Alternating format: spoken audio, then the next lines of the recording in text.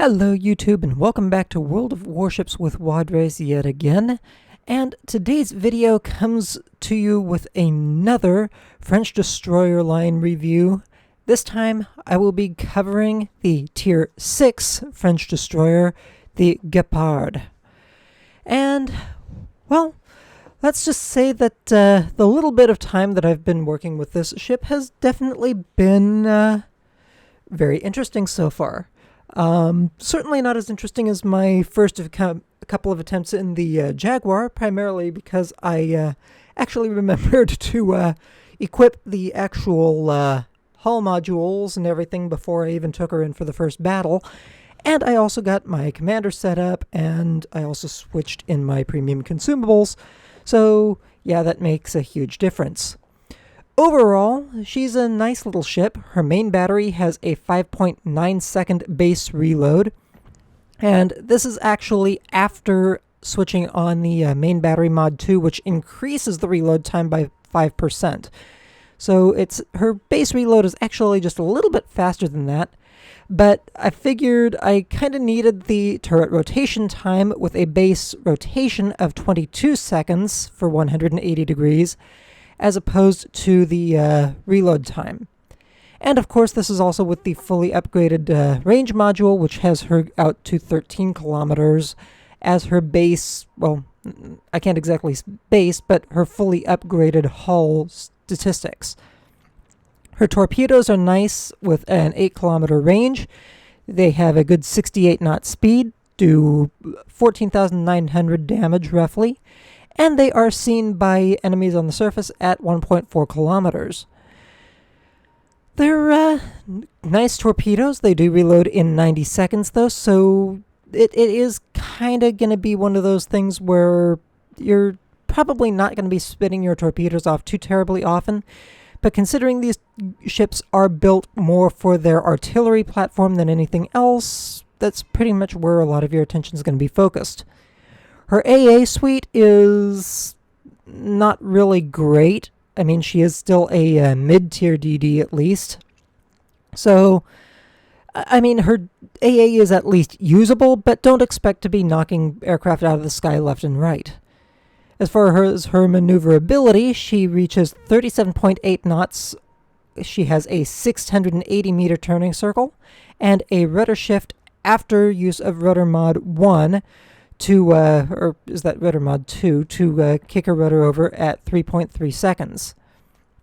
With the 20% speed boost of these destroyers, she does get up to a good solid 45 knots, however, so she's a nice, fast little ship. For concealment, her base detection is 7.5 kilometers, 3.6 from the air, and 3.1 kilometers after firing her main battery in smoke. And of course, just talking about her survivability real quick, with her fully upgraded hull, she does have 17,200 hit points. I have opted for main armaments mod 1, propulsion mod 1, main armaments mod, or main guns mod 2, and steering gears mod 2. Primarily, again, just because this is a little bit different build compared to my normal destroyer build. I just want to get those turrets to actually rotate over, and the rudder, her base rudder really isn't the greatest, so I do kind of want to get that rudder over just a little bit faster. Beyond that, though, the propulsion mod 1 and main armaments mod 1 are kind of standard for all destroyers as far as I'm concerned, so that is basically the way to go. I opted for the main armaments also instead of the aiming systems mod 1, again, primarily because she's already got a fairly tight dispersion of 113 meters at max range, so I really didn't want to push that too far. I would rather, again, be able to keep my guns on target rather than have my dispersion ellipse nice and tight in that regard. And the rest is literally, again, just kind of standard for the longevity of a destroyer in combat, as far as I'm concerned. Now, she did come with a 3-point commander, but I'm actually going to go ahead here and slip in my Le Terrible commander. I know he's specialized for the Richelieu, but well, premium destroyer trainers kind of don't need to be specialized. And this commander has 15 points. He does have some good skills on him. His skills do bring her reload down to 5.3 seconds on the artillery. Nothing really affecting the torpedo tubes at this point in time. The AA does have some bonuses from AFT and BFT, however. And her concealment is also buffed by Concealment Expert. Comes down to 6.8 kilometers and 3.2 kilometers. Overall, definitely kind of still standard destroyer skills, though. Preventative maintenance, just to reduce the ability of modules getting knocked out. Last stand, so that you still have rudder and engine even if they get hit. Adrenaline rush, just to bring your firepower out even more as the ship takes damage. Concealment Expert, because, well, these ships are kind of going to need every bit that they can get. And then, of course, AFT and BFT, just to improve her firepower, because her main battery guns are 139 millimeters and do still fully benefit from those skills. And overall, if I do continue to flesh out this captain, I'm probably going to opt more for Expert Marksman, just to get the guns swinging over a little bit faster still.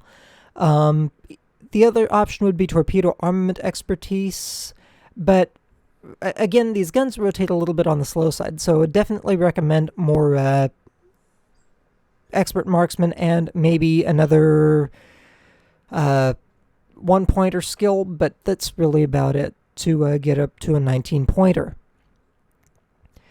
Overall, though, she's definitely a ship that has options that can be worked with.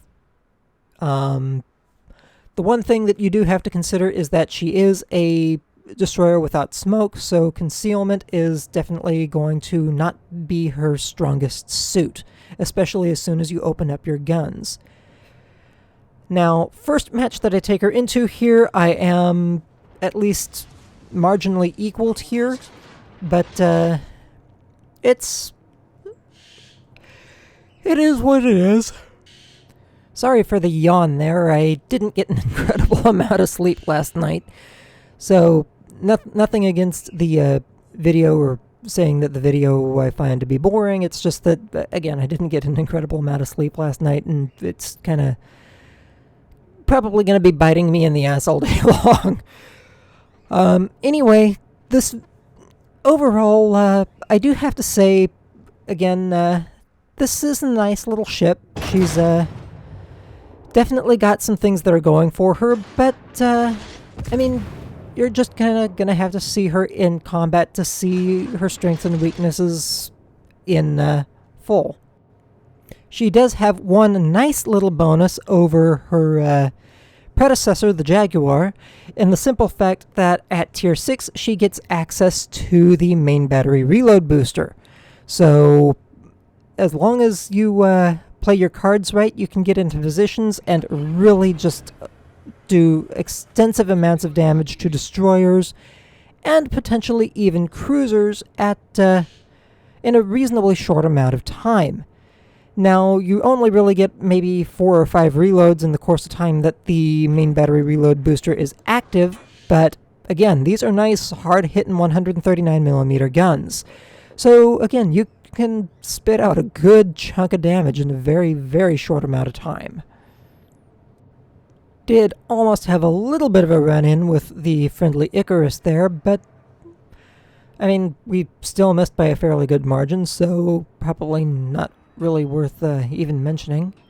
Unfortunately, I do, however, pull a little bit of a notzer here and run into the tip of this island, but it was not enough to really stop me completely. I just slowed down a little bit and kept moving. And of course popped main battery reload to try to get as much damage in on the moss as I could. Unfortunately, my first couple salvos just missed. I probably should have affirmed my aim before using the main battery reload booster. But, I mean, I still did a nice healthy chunk of damage overall. And definitely enough where the moss kind of ended up paying for it regardless. I am going to charge down the sign-up up here so you can see the torpedoes in action. Though that being said, I am kind of in a corner. I've got the enemy Edinburgh trying to do me in, and that's really not working too much in my favor, though I did pop my engine boost, and the shells are kind of just hitting my stern, but I can see the way things are going, and I realize I need to get torpedoes out before I get taken down, because it is going to happen very, very quickly. Yeah. That is the one downside of these French destroyers that I am noticing. If they get spotted, you're pretty much screwed as far as whether or not you can actually disengage or whatever. If you're too close, you're just going to be taken down very quickly. So at that point, you're better off just kind of trying to do what you can before you go down. Now, I did do relatively well this match as far as I'm concerned. 64,313 damage, 150,294 credits, 4,200 EXP, 1,220 free EXP, for 54 main battery hits, 2 kills, 2 floods, 2 fires, 4 spottings, and 5 torpedo hits. And overall, I'd definitely say this wasn't a bad match. I mean, I still managed to chunk out a good bit of the enemy team. And apparently it was more than enough still to land me at the top of the team as well, with 377 base experience points, so I suppose I did something right. And overall, just not bad. 48,000 damage to the enemy Synop, 15,400 to the enemy Moss. Overall, did 15,506 damage, most of that to the enemy Moss with my main battery. That also was 47,855 damage with my torpedoes and about 1,000 points worth of fire damage. I did also tank 403,000 points worth of damage, and ship, of course, absorbed 17,200 damage directly.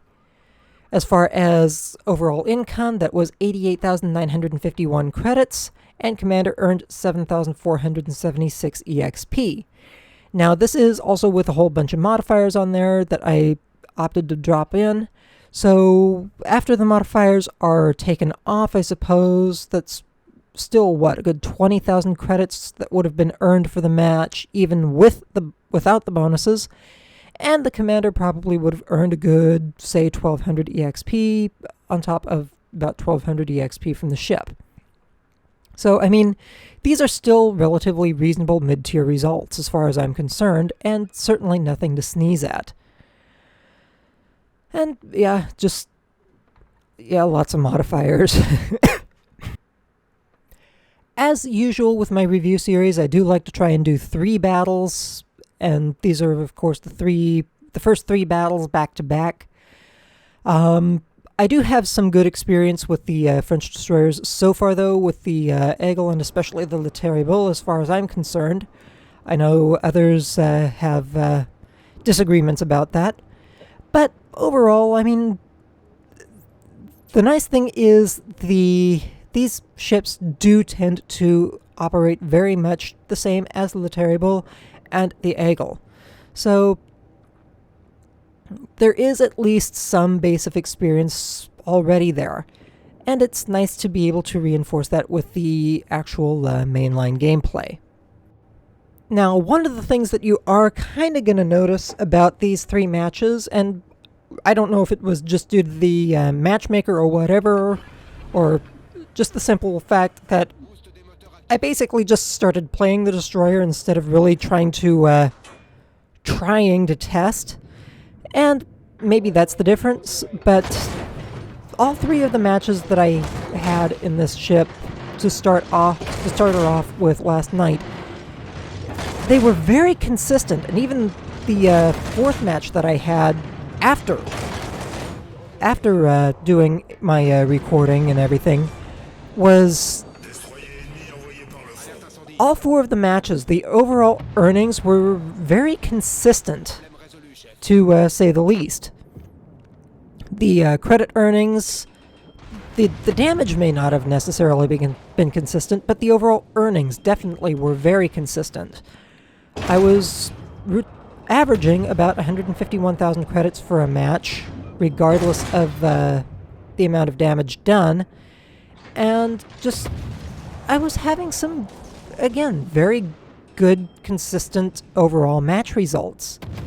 So, as opposed to what I ended up with in the Jaguar, where I went from bottom tier to top tier and just had a very strong disparity in my overall earnings. So there is that to be said. Now, granted, it could just be because the Jaguar was low tier, but it could also be from the simple fact that I was looking at the Jaguar from the perspective of not necessarily playing it, but rather trying to test it. Whereas for the Guepard here, I already knew what I was getting into somewhat. She performs very similar to the Eagle, and in that respect, it's a ship that I was already somewhat familiar with, and because of that, I just started playing and stopped testing. And again, I think that just makes a huge difference, because there are things that you're going to do when you're testing that you're not going to do while you're playing, and there are things that you're going to do while you're playing that you're not going to do while you're testing. That whole trade-off vicious cycle sort of setup. And in that respect, it just makes a major difference when you're in just how the ship is ultimately going to perform in combat. I mean, as you can see, I'm doing things here like trying to circle around this Alabama, which I probably would not have done if I had actually been testing. I do wish I could have gotten off my second volley of torpedoes, but they kind of got knocked out a little bit earlier on and just didn't have that function. The one thing that I am going to say, however, in regards to these destroyers, at least for my purposes, is that you're probably not going to see too many battles where you've survived. Again, I do owe this to the nature of the fact that these destroyers really can't pop smoke and drop off detection to get away. They just kind of they don't have the stealth capabilities to really get out of trouble, as it were. So that is one thing players are just kind of going to have to be aware of overall. This match, 66,000 damage. Again, what I was saying about the consistency, 154,218 credits, 4,274 EXP, 1,220 free EXP, which, I mean, those numbers are almost mirror of the previous match. I also did this with 106 main battery hits, 2 kills, 408 base EXP overall, and yeah, I mean, again, just these earnings were very consistent. And when you consider that the first match was with my first match bonus at only, 50%? That was, I mean, it was interesting to kind of come up with the same results in a match where it was very much bottom tier as well. So that I just found that to be a little bit of an interesting overall result. 38,000 damage done with the main battery, 28,000 damage done with torpedoes. Ship absorbed 17,200 damage directly, and also tanked a potential of 240,000 damage. Did spread my damage around a lot more just because my target selection was also being shot at by a lot of other friendlies. As far as net income, 92,119 credits, 7,700 Commander EXP. Again, this is after modifiers, but again, with a lot of these bonuses taken away, say modifiers of 70,000 credits, so that's still a 20,000, 24,000 credit income, even if the modifiers hadn't been there. And the Commander, again, probably would have been like 800 to 1,000 EXP as well. So again, these are still good, solid mid-tier earnings as far as I've I'm concerned. Definitely very much on par with what I would expect to see from any regular co-op match in a Tier 6 ship. So, yeah, very, very good, very strong earnings. Now, one thing that I will say in regards to the matches that I had is, I suppose some of the consistency in regards to my actual match earnings and everything else can kind of be owed somewhat to just consistency of my matchmaking as well. I mean, I was constantly up-tiered for all 3 of these matches. So, I mean, I was facing off against Tier 8s to varying degrees for most of these matches. And I was still managing to hold my own for the most part. So, I guess maybe I can owe that to, again, just the simple fact that I started playing the game and not testing or whatever. But, again, it's just the simple fact that I was able to draw out any level of consistency while being consistently up-tiered as well is, I guess, a nice little point, a nice little bonus to those who are capable of working with this ship very well. Now, granted, unlike my match with the Jaguar, I did not run into a Flint or an Atlanta right off the bat, and I can pretty much guarantee that running into either of those would have been a pretty bad death sentence for this ship under just about any circumstances. I mean, you've already seen what happened when I ran into an Edinburgh, and that's, well, it's not exactly as much of a dedicated destroyer hunter as the Atlanta or the Flint, but it's dang close. So, definitely a big difference to be had there. I do obliterate almost the kid in a very short time period. Again, just use that main battery booster and let it have... I just gave it what for. Now, I am going to line up on the enemy Guepard, my evil twin, if you will, and you're going to see that I really don't do very well at anticipating my lead. Again, because the Guepard has probably popped its engine boost, so it's moving a good solid 45 knots, and, well, your aiming reticle is really only set up to lead for about 30 knots. So that is just one of those things to consider, is if you're trying to take down a French destroyer, you need to give plenty of lead, otherwise you're just plain not going to hit it. Now, the enemy Guepard did slip behind an island and out of detection for a moment, though it was a small island and I probably could have just stayed with it. But under the circumstances that I was in, it was probably better for me to turn around and just engage the shores anyway, because, well, it was definitely doing its fair share of damage to me. Unfortunately, I am on low health, and I do have just enough time to engage the enemy Ashitaka and chip away at it a little bit. I do pop my main battery reload booster just to get my guns out a little bit faster. My aim was just a little bit too far forward, if I do say so also, because I am hitting a lot of those main batteries quite a bit. Unfortunately, it does land a killing shot on me, and that pretty much finishes off the majority of my input to this battle. That being said, I did still manage to set fire to it, and that fire did stick. And it's going to continue burning for a little bit. And it's going to continue burning. And keep burning. Oh, and the Shinonome finally decided to join the battle. He was AFK there for a little bit, so... yeah. Unfortunately, I do not get to see my fire tick beyond getting me 50,000 points worth of damage, however, and so my input in the match is, at this point, entirely moot. Overall, net income, again, 50,770 damage done, 159,000 credits earned for the match, 4,453 EXP, 1,272 free EXP.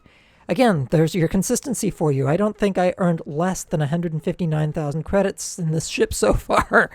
Or, sorry, less than 150,000 credits in this ship so far. And again, these are with all of these modifiers in place. I was even second as far as base EXP on the team this time around. So my results definitely weren't as strong, so to say, as either of the prior matches. I did 27,000 points worth of damage with my high explosive shells in the main battery. As far as torpedoes, I got a good 14,000 damage in, and another 10,000 damage ticked away on the Ashitaka with the fire that I set.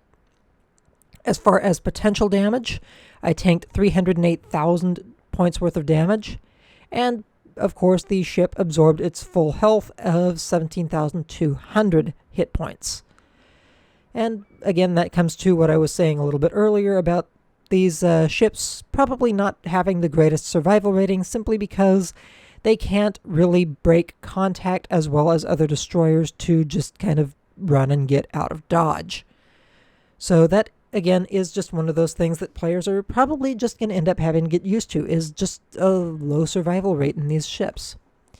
Anyway, that is the Guepard. I hope you enjoyed this video. Please do not forget to like and subscribe to the channel. And, well, I guess all you can really do at this point is try her out when you get your hands on her yourself. Especially those of you who have either gone for the early access or those who go for it in the tech line. Anyway, I hope to catch you all later, and I wish you all happy hunting. Take care. Have a good one, folks.